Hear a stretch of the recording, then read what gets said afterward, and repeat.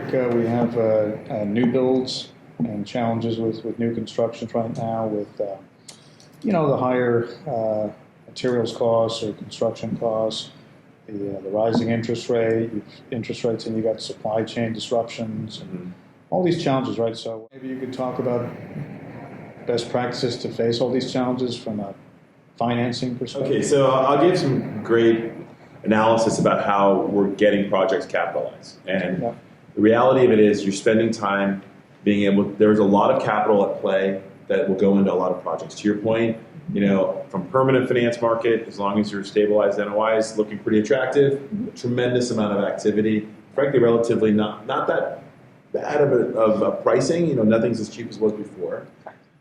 Construction is this part that we spend an awful lot of time with, and how to get those projects done. I'll give you an example of a deal we closed last month. It was a $137 million project. We put $37 million of retail capital that was invested through a crowdfunding company that came into the project. We used a life company execution for the construction financing. We went through getting the project done, capitalized, and then we had a massive cost escalation right at the last moment. Everybody, the lender and the equity groups, came in with more capital to complete it. In this market, it's a volatile market. Volatile market. Yep. In this market, there's never been a hotel that's ever traded for the number of the cost basis of this asset. And so privately, I had questions about why, how did we get this done? And the reality was we have faith in this market, we believe in this market, we know where this market is going. And I think that's a little bit what's going on in the market today, which is projects are getting done at the highest cost basis that they've seen, even if the comp set doesn't show that it's actually at that cost basis. So in that sense, why or how? There are things happening in the industry that we're seeing. All the older hospitality stock, if you haven't seen this, but there's a huge hotel to multi craze that's going on out there for older hospitality assets. Those are coming down and being converted to multi, which in essence is great for bringing in more new hospitality assets in a certain market. I'll just tell you that project was in Salt Lake City. I was also involved in hotel to multi conversions in that space, in that market, where we took off 384 room keys, and that converted from a hotel to multifamily. So when we did 225 keys, there was already 384 that were taken off market. So in that sense, you're seeing some of those types of activities occur. The other part of it is just inflation, to your point. Those numbers are going up. So revenue numbers we're projecting are much higher than they were even 6 months ago, 3 months ago. And so, of course, we're constantly redoing our figures to be able to get those figures. I think what's happening right now, like literally as we speak, is developers are recognizing that we're moving into a new stage of this cycle. For 12 years, in the run-up to the pandemic, we had, at least for about 9 of those, double-digit RevPAR growth. And then it started to flatten before COVID hit, and then it fell off a cliff. And now it's back, and it's coming back, and all these reverberations are happening. But, over a period of 10, 15 years, an upscale select service asset, if run correctly and built correctly, should run at a 35, 40% NOI margin. Yes. And our extended stay hotels run into the 50%. So the margins are still really, really healthy in this industry. I think what's happening right now is developers in the industry is going through the pain of readjusting their return expectations and saying, okay, instead of 30s, okay, maybe we have to adjust that down and tell that to our investors as well. Go back and resubscribe, reset the thresholds for their funds and how they're raising capital. There's also something that's occurring not just in hospitality, but just in commercial real estate in general. As an alternate investment, you're seeing massive growth of capital flowing from other types of investments into commercial real estate. And hospitality is something that you can understand. And so there are avenues for folks to invest now. I always say this is the growth of the retail investor. That is something that we all should be paying attention to. And the reality of it is people understand hotels. They understand hospitality. They can feel it, they can touch it, and stay They also understand that there can be, the lenders and the financiers, they understand that there can be these sudden escalations that are in costs that are unpredictable. They know what they're getting into with that sometimes. I think in general, people are starting to recognize that there are things we have to manage. I would say when we do a project on construction, it is It is no longer allowances allowed on line items for the GMP. We really have to have a real GMP that we can really believe in and say, okay, this is the cost of what we think the project will cost at the moment that we put the shovel in the ground.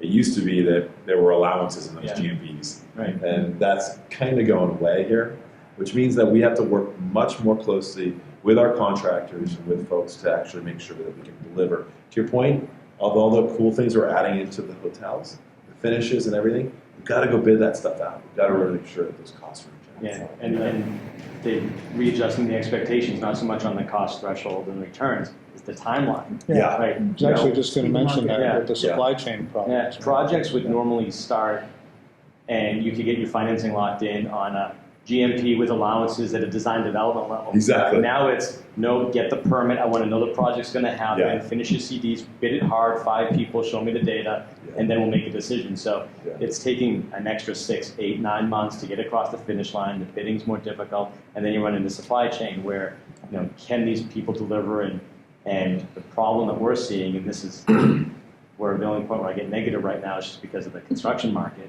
is you spend 6 months to make a decision. Let's vet this out to our board of directors. Let's go on a whole 3 months, and you come back and it's 7%. Right? Exactly. So that's the hard part. Is to get the decisions made quickly, and on procurement, ordering a year in advance, not 5 months in advance, right? So you can expect you can lock in whatever pricing. You can build in the delays. You can just factor in whatever's going to happen. So it's just it's still business as usual.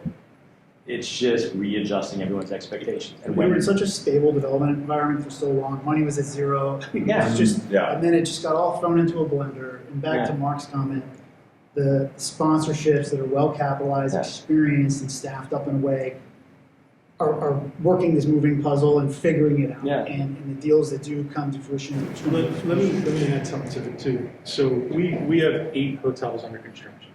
Okay, and so as a management platform, the way we built our portfolio is we get involved in the projects very early on, in the early stages, from laying it out, planning it, programming it. That's our preference because we feel like the majority of the groups that we deal with are very long term. Obviously, they'll sell when the time is right, but for the most part, they're holders. So on everything that we're doing, as you guys have all stated, that's changing the dynamics of a project. Rather than waiting for a lender constituent or an investor or a capital partner, we're constantly updating on the way. Yeah. So as there's change, there's a material change because of an increase in a commodity or an increase, we say, okay guys, this is what changed. The last time we looked at this market was 4 months ago, 3 or 4 months ago. So run a new STAR, whatever the metrics you're basing it over. So with our modeling, we have a way to constantly update it. And what's interesting about COVID, if you look at the change in RevPAR from this year to last year, in some markets it can be almost unbelievable. You must do a double take. So what you really want to do, in our opinion, and we've been, I think, very good and successful at this, is try and answer the questions before they become questions. Yeah. Right. So for somebody like yourself, I'm saying, hey, Malcolm, this is where the cost went. Here's the updated financing based on this new opening date, and this is the support for it, and this is where the market is, and this is, and there still may be questions, but if you approach, a lender on an overage or a capital partner overage with that story, it just makes it such an easier decision, because the dirty secret is once somebody closes a construction loan, they have to keep funding. It's going to have to be done. The hotel is Somebody's paying for it. The hotel is worth a lot more open than at 70% construction. So you're trying to make that process as digestible and build your story in that. You mentioned before about basis. Basis is an incredibly important component of the business. I make the argument that when we close these construction loans and you deliver the asset, or the moment you deliver the asset, you're way below replacement cost, way below, right? And the reality is it's an environment that we're all having to deal with. So that is an argument that we do make when we say, look, the reality is it's the cost of the cost. We go back to the lender, try to get a little bit more, go back to the equity group, get a little bit more. You deliver it because the revenues, and like you said, RevPARs are just off through the roof. So we have to tell that story in real time, much faster than we ever had to do before. Absolutely. The days of just saying, hey, here's my pro forma, and I'll tell you when it's open 18 months from now, because nothing takes 18 months anymore, is way beyond. You're having so much interaction and so much dialogue during the process. And if you put an emphasis on that, you can get through the process. And it's important to get through. And what you're doing is you're resetting expectations every Well, even as the EOD moves out, your payroll cost, it's not just your interest payment, it's everything that moves out as well. So that's what we're seeing as well. And we're adjusting, and you're adjusting all of those metrics, kind of going forward. It goes down to the relationship, right? So not having the dirty secrets, right? Having everything exposed, having everything on the table, being at the table with everybody completely open, transparent. When the next deal comes and it's harder to do, and you're looking at your lenders and everybody, they're like, hey, these guys have been nothing but transparent, honest, they did what they did. Yeah, it went 15% more than expected, but no fault of theirs. They updated us every month. Let's do another project with them and take the risk, right? It's that relationship. So it builds on that, and that's how ultimately deals always get done, right? It's especially in these harder markets. I like what Mark was saying on expectations. As we have come out of pandemic, and like you were saying, Mark, everything has changed. Like we've wiped the slate, it's all new. So just as long as there's that transparency and and just resetting that expectation, we have found that going to lenders that we know. Yep. We have that relationship. And I think that is so key in this dynamic right now is you have to have those. And as long as you have it and you maintain it, like you said, transparency is key. Yep. And expectations. We've always said the equity, when in the equity markets, it's all about, it's like a marriage. So, it's a relationship. It used to be that debt was more transactional. It's just, you're not really married to your lender. But I would tell you today, you're kind of married to your lender. So you want to make sure that you have a great relationship. So we do a lot of, Match.com, like I said to say. Yeah, there you go. And things that we wouldn't have to do before because we're like looking at the numbers, you're just a lender, et cetera, et cetera. The lender has to know the sponsor extremely well. And the reality is we just start those relationships early rather than when the opportunity arises, because by then it's already too late. Right. The lender's the biggest part of the project. When you look at the true capitalization, your lender's your biggest partner.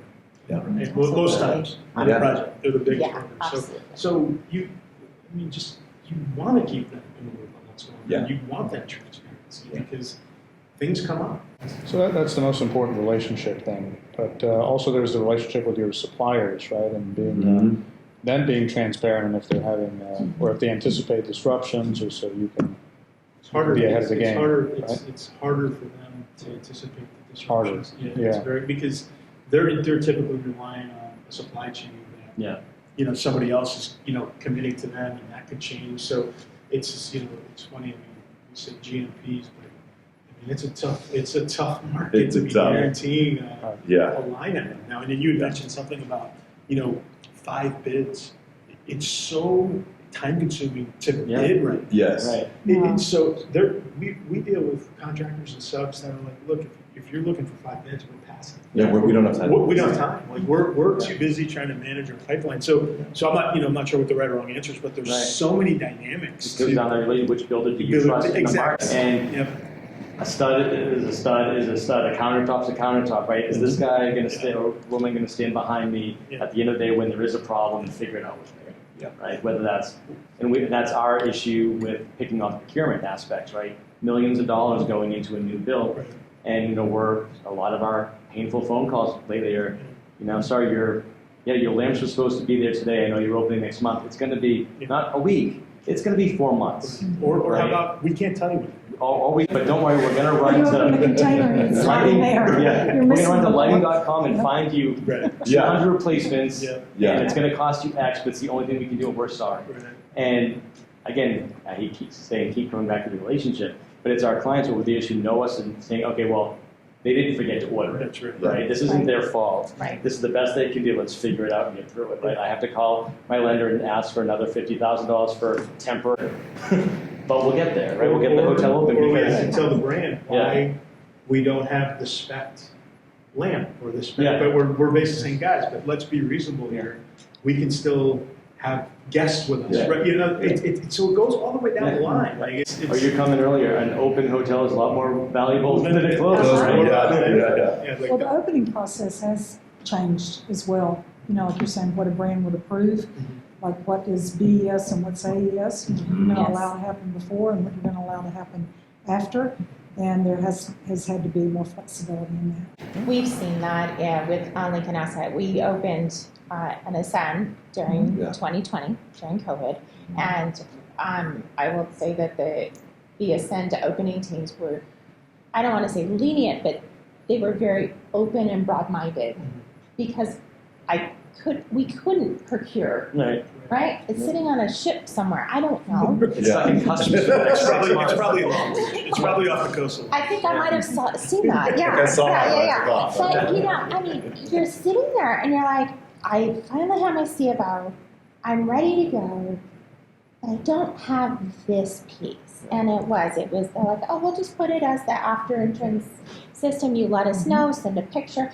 But that's key. That's that relationship. Yeah. And we were talking about your lender. I agree. But I also think your contractor or your construction company has to be your partner. Absolutely. Yeah. So we have, you know, seen some benefit with sticking with one. Absolutely. Yeah. Even though the cost, we didn't bid it, I totally agree. but I know who to call. Right. Right. Yeah. If there's a problem, Yeah. my team knows who to call. Yeah. And we can have those really Yeah. difficult, transparent conversations of, okay, try again, really? Right. But also, my lender knows that the company, that relationship is, Yeah. as you were talking about the triangle, That's right. is they know my contractor, my That's right. contractor knows the lender, That's and right. they all know us. Yeah. And it works. And in this market, to continue that is best for us. I think if you have a very good contractor that has capacity, you know, I always tell contractors, I always start, so I want you to make money, I don't want you to get rich. That's what I tell them. Yeah. So everybody needs to, everybody needs to make money, but if you have the right contractor Yeah. and they've performed for you, Yes. and then you say, okay, now I'm going to go out and bid it out, they're going to kind of look at you Yeah. and go, Wow. like, okay, that's kind of where we are. We've been, Yeah. we've been through too. So I think you have to be really, really Yeah. careful in this market. And to your point about you said contractor and they have capacity. No one of any quality has It's capacity. No. Exactly. So if you have that relationship and you can say to them, hey, in 6 months, Right. we're going to start pre-construction on a project that's going to start in 5 more months after that. We need you on board. Do you leave 1 or 2 points on the table because you're not bidding it out? Right. Maybe. Because if someone said, hey, I'll charge you 1.5% to ensure your whole project that's going to be successful. Right. Yes. Yeah, of course. Right? Yeah. Or if you're 4 months late, believe me, you've burned burn through you've that. burned through Burn, the yeah. 1.5% difference. So So I'm not saying there is the difference, but there's sometimes from the investors there's the potential that there may have been yeah. some money left on the table. This not seems like much. this is very therapeutic for you guys. Yeah, yeah. By the way, I throw another bomb in there, but the agreements between the contractor and the owners today, they are a Painful. big negotiation and a lot of pain because the lenders and equity partners are putting a lot of pressure on those agreements and a lot of things like liquidated damages and controlled cost overruns and all those things that nobody wants to talk about. Yeah. It's very difficult. That being said, everybody's trying to work more closely aligned with each other. And look, the good news is that the customer is there, right? So we're working through what is difficult, but the good news is we've got the great customer coming in, paying a great rate, spending a lot of money on our assets. Let's solve the problems. Yeah. Because that problem would be the worst one. I think everyone knows in the project you hit on earlier that if you can open a hotel in this environment, you are already coming in Winning. Yeah. like You're massively winning, yes. below replacement Way cost, below. right? So there's going to be an exit almost guaranteed, Yeah. and I think that's what drives everybody. Well, I also think too, I think we're all, just to tie it all together, if it's a healthy relationship, it's a very transparent environment. And so we are more transparent as an industry with our guests now than we ever used to be, right? Like, so it's funny, I just dropped my daughter off at college not so long ago, I stayed at a hotel, and this was funny to me. When I checked in, they handed me something that said, by the way, if you're staying 4 nights or less, you get no housekeeping. It's not even an option. Like, there's no housekeeping available. And I kind of chuckled because I didn't care anyway, but we would have never handed that letter out before March of 2012. Think about it. Like, you guys would have been defaulting them. The guests would have been. Now you just read it and you're like, okay. But they're like, by the way, you need this, this, and this. Don't just take the cup down. So the transparency on delivering the realities of where we are with guests and kind of, it's unprecedented. Technology's allowed a lot of that too, though, Mark, because like, using the text platform that we have in the hotels and all, guests are in control. They're completely empowered. When I need you to clean my room, when I need towels or whatever it might be, food delivery, that they really got that capability where they didn't have that in the past, and that's driving guest satisfaction as well. Some of our projects we've been doing like open linen closets, right? Open storage areas that we've been taking closed closets in existing hotels and opening them up, just so a guest can go in and say, on every floor there's shampoo and toothbrush and stuff, and is some of it getting abused? Probably, but they can bring a couple dirty towels, drop them, but they're not worried about the housekeeping as much, right? So it's when you offset though the fact that labor's been challenging and everybody you knows, may not be fully staffed, so you have a little bit of slippage in an example like that. I guarantee you, it's nowhere near what it would be. You're offset by the labor, and I think again, I hope that the brands I think have been good partners in rethinking that guest interaction.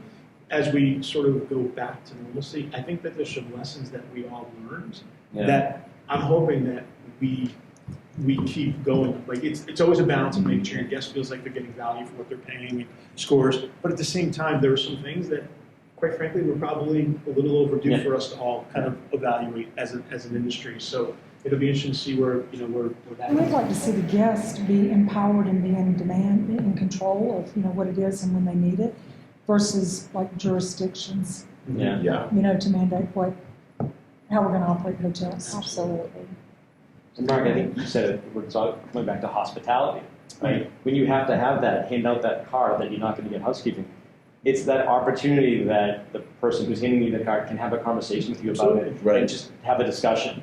And it's not good or bad. It's just another point where the brand can interact with the guest and say, hey, we're on this together, we've been struggling, but if you need anything, here's the call us. We'll do whatever we can to support you. And by the way, great experience. Yeah. Great, everybody I interacted with, great. There's a way to make that a win. Like, it doesn't have to be, a negative. By the way, I mean, to your whole point of being proactive, certainly if you weren't told and you weren't going to receive housekeeping, and you're on the second day, you're like, your hands are in the air, you're going like frustrated.